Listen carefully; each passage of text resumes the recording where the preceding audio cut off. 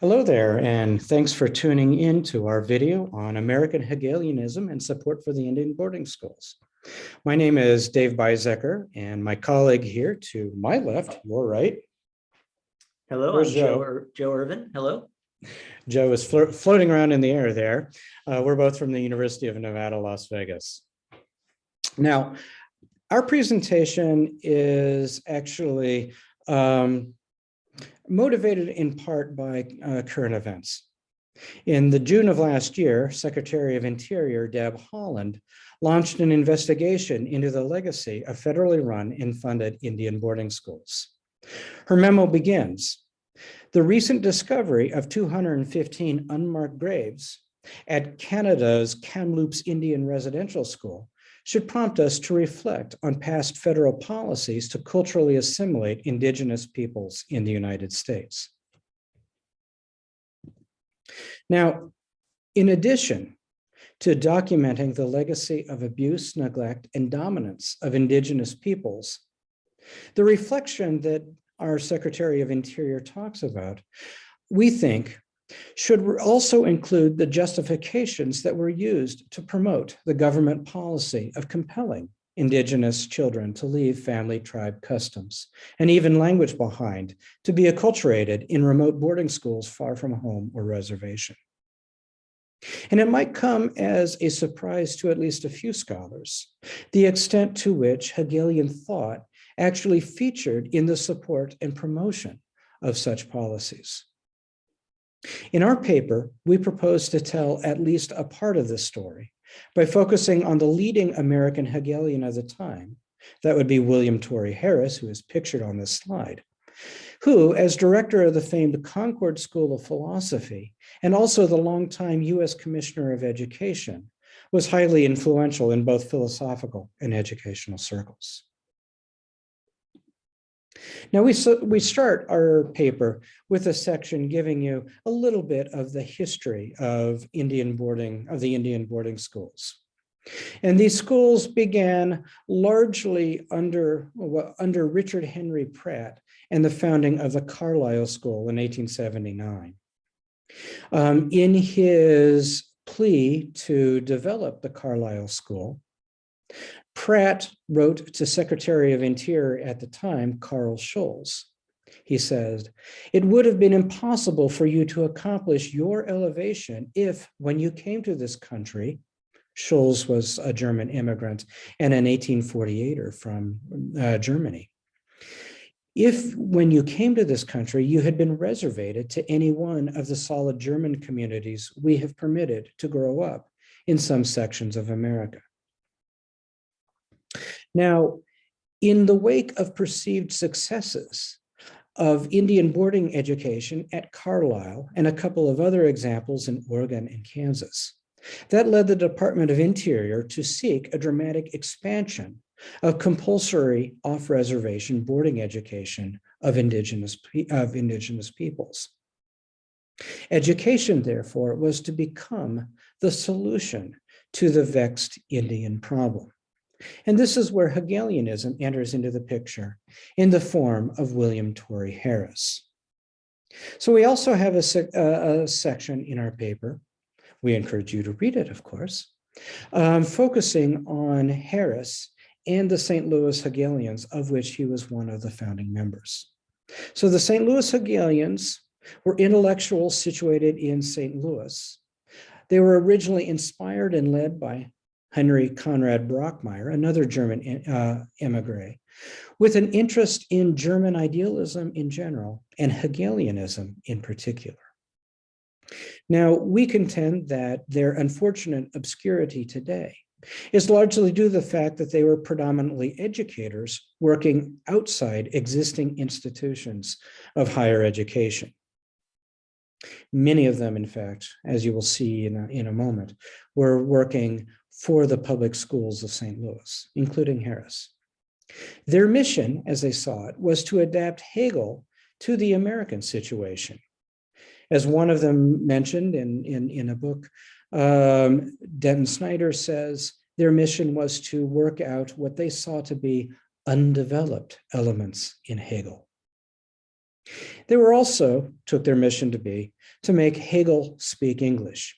And in that light, they established the first American philosophy journal, the Journal of Speculative Philosophy, which by some accounts is also the first professional philosophy journal written in the English language.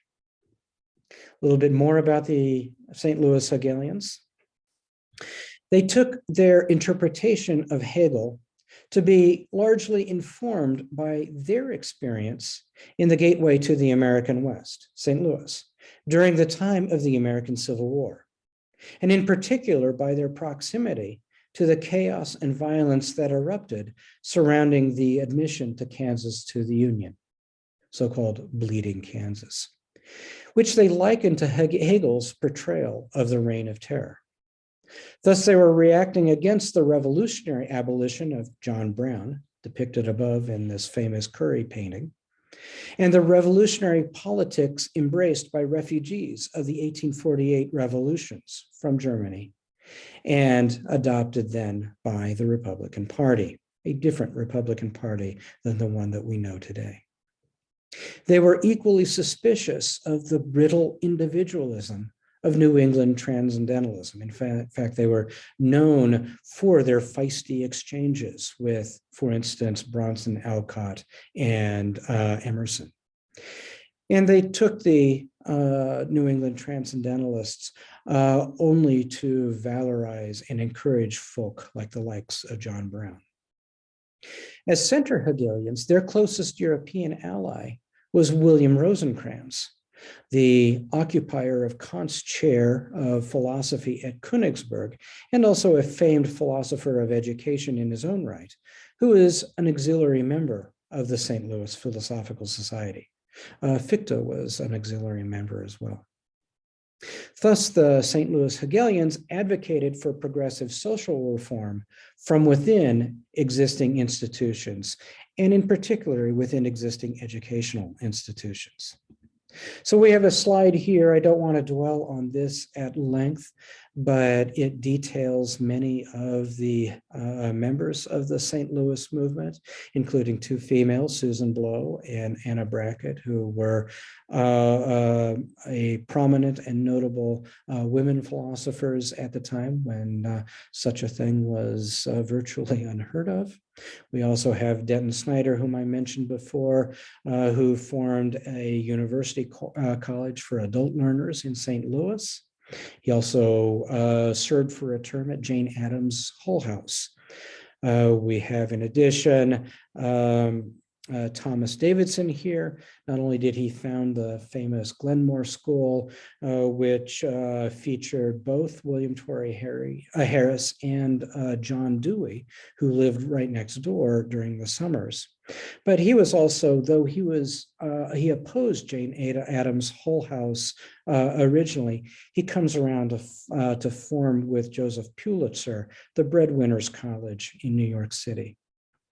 I mentioned a couple others, but in particular, here's on the bottom left-hand corner pictured is Henry Conrad Brockmeyer.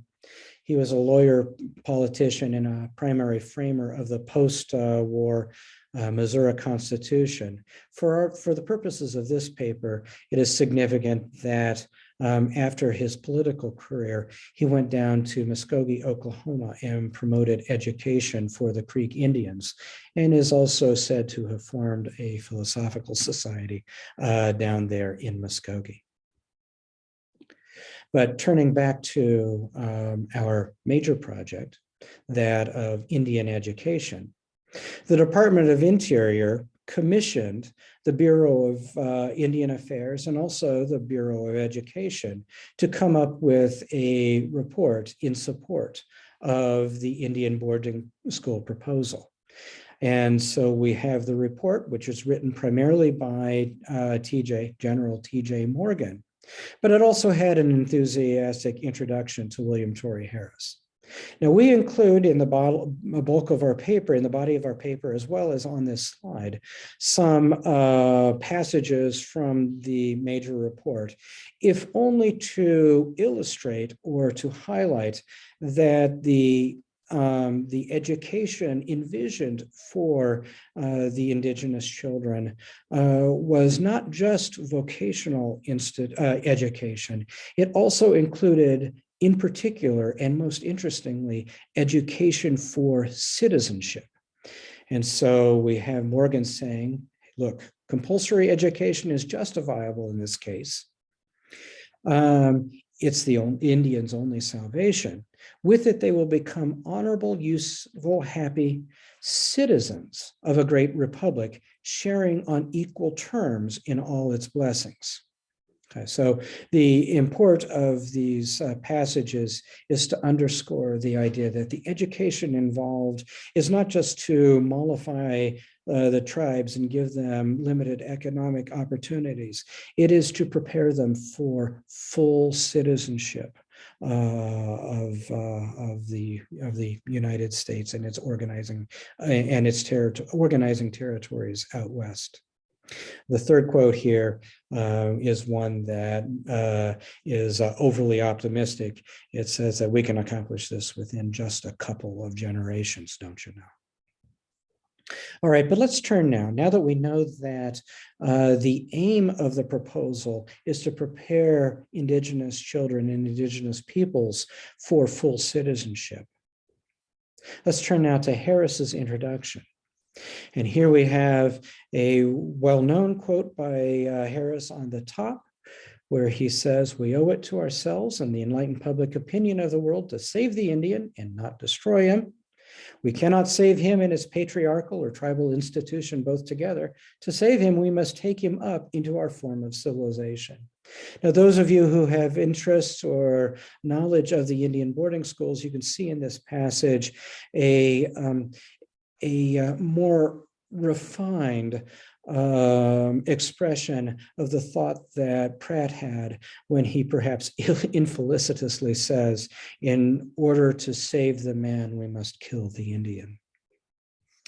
But in addition, and this is, I think, the most important quote for our purposes in our paper, Harris writes, "To work out this thorough system in all its details," recall, we are preparing for education of indigenous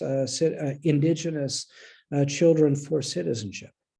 It is found necessary, or at least desirable, to obtain control of these Indian children at an early age, and to seclude them as much as possible from the tribal influence. And for the rest of our paper pretty much focuses on this passage here and works out and tries to offer an explanation of why Harris thought the removal from the tribe was so necessary. Okay, and we're going to claim that Harris's support for the plan of Indian boarding education is due, at least in part, to his Hegelianism. So following Hegel, we claim, Harris viewed education in terms of Bildung, that is, in terms of the acquisition of a second nature, and our emphasis here, in opposition to immediacy or original nature. So the famous passage from the philosophy of right, Hegel writes, "Education, that is pedagogic, is the art of making human beings ethical. It considers them as natural beings and shows them how they can be reborn and how their original nature can be transformed into a second spiritual nature so that this spirituality becomes habitual to them." Pretty much in reaction to this passage, we think, Harris writes, this is Harris now in his preface to his translation of Rosenkranz's Pädagogik. He writes, "Since man's true nature is not found in him already realized at birth, but has to be developed by his activity, his true nature is his ideal, which he may actualize by education. Hence the deep significance of this process, that of education. Man must estrange himself from his first or animal nature and assimilate himself to his second or ideal nature by habit."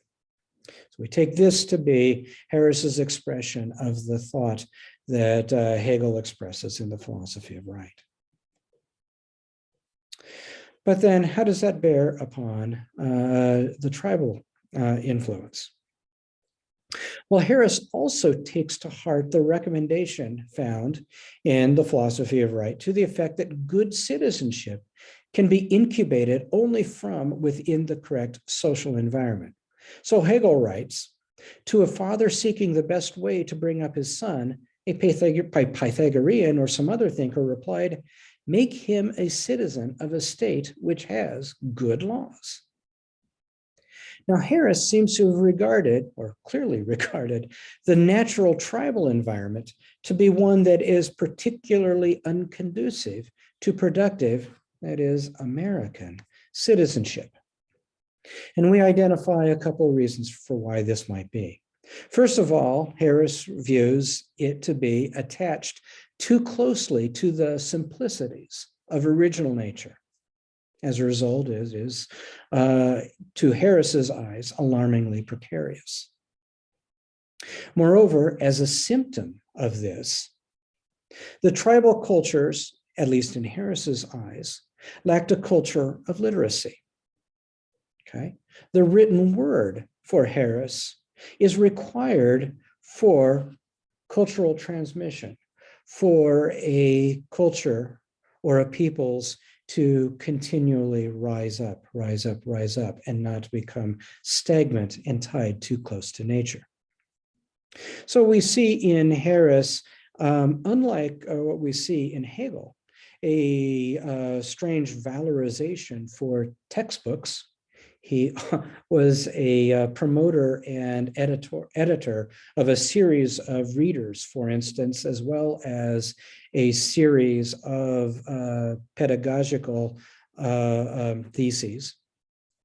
We see in Harris a peculiar attachment to textbook methods as opposed to oral methods of learning. And in his eyes, they encouraged self-active learning, that is, for him, education by insight, as opposed to authority. It's because a learner could take the textbook and interrogate the textbook as he sees fit without having to passively sit by and listen to a teacher.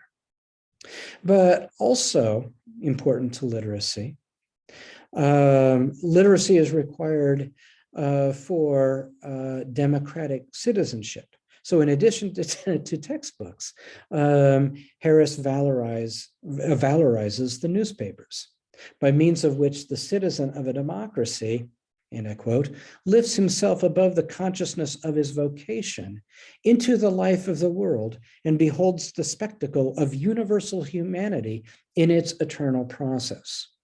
You can see the Hegelianism dripping off of that passage right there. But the important point is that Harris identifies learning to read, literacy, as crucial for education for democracy. And he doesn't see that happening amongst the tribes. Now, equally important for his support of the Indian boarding schools, it is also our contention that with Harris, we find an emphasis on the role of Hegelian estrangement in education. So this is working in tandem with his not seeing, in particular, literary traditions within within the tribes. Equally important in his defense of the Indian boarding schools, we see him seeing the importance of estrangement in education. And so for Harris, alienation and its attendant discomfort simply was necessary for the cultivation of educated citizens fully prepared for our democratic way of life. Hegelian Bildung is supposed to involve elements of alienation and discomfort, precisely because it requires taking up broader perspectives outside one's home or native environment. So, to prepare an individual for productive, democratic civil life, Harris thought that it is necessary and fitting to remove them at least for a time, from their families and place them in schools. As a result, we contend, Harris was apt to overlook the boarding schools' negative or deleterious aspects, and to turn a blind eye to the importance of maintaining feelings of comfort and security within the educational environs. That simply wasn't recognized within his overall philosophy of education. We have here in this slide, again, I don't really want to dwell upon it, some quotes by Harris highlighting the role that he thinks estrangement plays in education. So he says, self-estrangement, as here used, is perhaps the most important idea in the philosophy of education. And he says later on in his own book on education, the process of self-estrangement and its removal underlies all education. And a couple of further quotes that talk about Harris's feeling that in order to learn, well, you have to suffer some alienation and discomfort. And we think that this attitude at least underlies or at least provides some support for his blithely overlooking some of the deleterious aspects of the proposal to remove Indian children from their tribes and educate them off reservation. All right, so some concluding remarks. We don't intend to editorialize too much here, but we do note that there is nothing in Harris's educational philosophy, as we just said, that counterbalances the role of estrangement within education. And perhaps again, we don't intend to editorialize here too much, but we do notice that Harris seems to overlook developments within the tribes at the very time at which this proposal is being floated. So it seems that the tribes were not nearly as stuck in time as Harris seems to have supposed or seems to have written. He disregards what we claim to be self-active developments within Indian territory, that is present-day Oklahoma, which he could have seen to be a model for Indian education more generally. So at least within Indian territory, there were developments in literacy, including writing down, including written languages for native native tongues. We also see the development of courts and constitutions and Harris's seemingly favored democratic institution, that of the newspaper. And we also see the development of educational institutions such as the Indian Nations University within, at Muskogee by Almond Bacon, that in stark contrast to the Indian boarding schools, didn't seek to erase tribal heritages at all, but rather to bring them to a par or to adapt European institutions to the native context. So we seem to think that Harris disregarded all of this in his support of the Indian boarding schools. And that actually, we find that to be particularly exciting because the other founder of the St. Louis movement, the St. Louis Philosophical Society, that Henry Conrad Brockmeyer was working within Muskogee precisely at that time. And as an advertisement for a future project of ours, we want to understand exactly what he was doing. We understood that he was promoting Indian education, but it seems like he adopted a vision very different from Harris. So in any event, for both good or for ill, it seems that Hegelianism featured in coming to terms with in the problem of Indian education. By way of conclusion, in the paper, we have the following passage by Alan Wood. Alan Wood writes, but Hegel's conception of Bildung, he's writing on Hegel's conception of education. The Hegel's conception of Bildung takes for granted modern society's conception of a whole series of oppositions, which are now often questioned. Among these are undevelopment cultivation and backwardness progress. Such questioning may arise from a recognition of the way in which the practical applications of these distinctions has led to the brutal destruction of non-European cultures in many parts of the world, whose wisdom, art, and social institutions surely had much to contribute to the education, cultivation, and progress of the human species. And their barbarous suppression in the name of those very values has surely been a serious step backward. This paper, our paper, is meant to provide a concrete example of just the point that Alan Wood is driving at. But further, in the current efforts to assess the legacy of the Indian boarding schools, those efforts that were mentioned in the first couple of slides at the beginning of our paper and this presentation, we hope that the role that American Hegelians played in shaping this policy does not get lost. And with that, Joe and I thank you. We have here on this final slide, here, Joe, do you want to? Yep. Yeah, here, thank you. There he is flickering and floating around in the ether. We have some further work relating, some of our further work relating to the St. Louis Hegelians is detailed below. And we encourage you to take a gander at our paper as well as to some of this further work. And thanks for listening. Bye-bye.